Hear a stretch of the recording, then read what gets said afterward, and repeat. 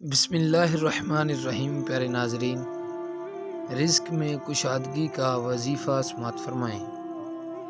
اگر آپ رزق کی تنگی کی وجہ سے پریشان ہیں تو یہ وظیفہ انتہائی آزمودہ ہے۔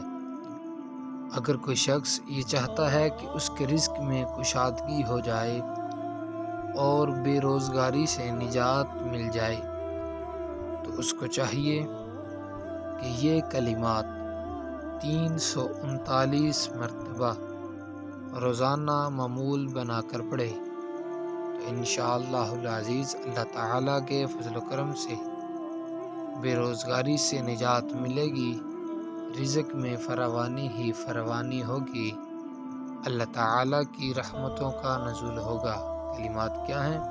سماعت فرمائیے۔ حسبنا اللہ ونعم الوکیل، حسبنا اللہ ونعم الوکیل۔